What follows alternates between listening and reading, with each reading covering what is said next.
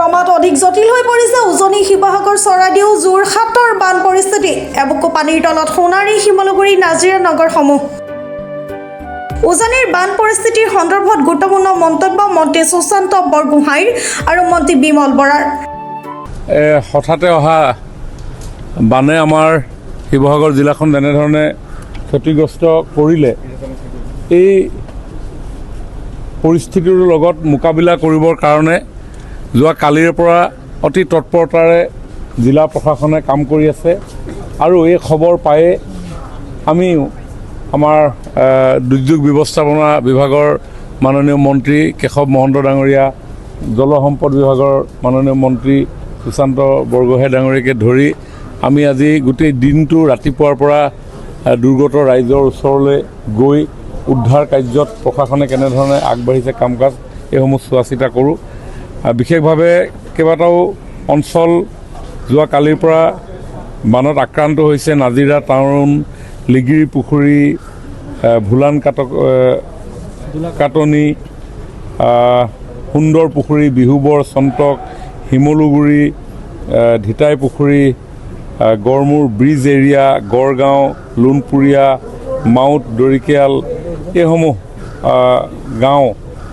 আমাৰ এই বানত আক্ৰান্ত হৈছে আৰু এই আক্ৰান্ত লোকসকলক উদ্ধাৰ কাৰ্য আমি চলাই আছোঁ প্ৰায় 30খন SDRF NDRF বোটেৰে তেওঁলোকক আমি সুৰক্ষিত স্থানলৈ স্থানান্তৰ কৰিবৰ কাৰণে আমি কাম কৰি আছোঁ প্ৰায় এতিয়ালৈকে 2000 মান মানুহ ৰেস্কিউ হৈছে আৰু এই ৰেস্কিউ লোকসকলক আমি কেইবাটাও ৰিলিফ কেম্প নিৰ্মাণ কৰিছোঁ বেজবৰুৱা হায়াৰ ছেকেণ্ডেৰী স্কুলত আছে Thanuram Gogoi memorial higher secondary school Sivasagar university Gargaon college Phukannagar LP school Thanamukh LP school Sivasagar higher secondary MP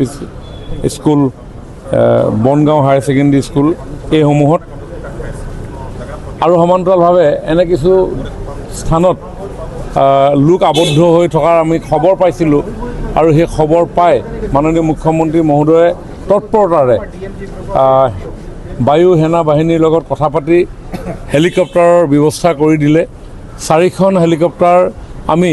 সেই অঞ্চলসমূহলৈ প্ৰেৰণ কৰিছিলোঁ কিন্তু হেলিকপ্টাৰ গৈ পোৱাৰ পিছত সেইসকল লোক তেওঁলোকে স্থানান্তৰিত হ'বৰ কাৰণে ইচ্ছা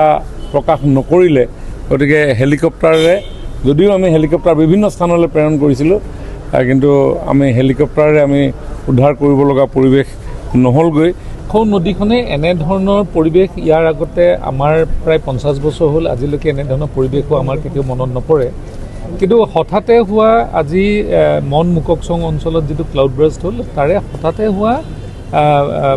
মেক্সিমাম বৰষুণৰ কাৰণে বা পানী নিষ্কাশনৰ কাৰণে আজি আমি ভুগিবলগীয়া হৈছে এখন অকল দিখৌ নদী নহয় দিখৌ নদীৰ আশে পাশে প্ৰায়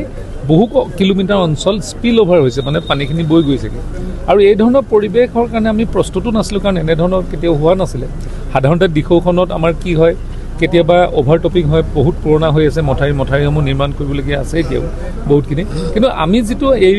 বানৰ পৰা শিক্ষা পাইছোঁ এই শিক্ষা পোৱাৰ পিছত আমি দিখৌখন আমি সম্পূৰ্ণভাৱে কেনেধৰণে আমি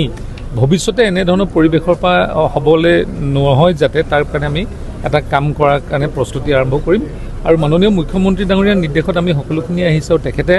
প্ৰত্যেক আধা ঘণ্টা মূৰে মূৰে বানৰ বুজ লৈ আহিছে এটা কথা কৈছে যে প্ৰথমতে জীৱনখিনি সুৰক্ষিত কৰিব লাগে তাৰপিছত আমি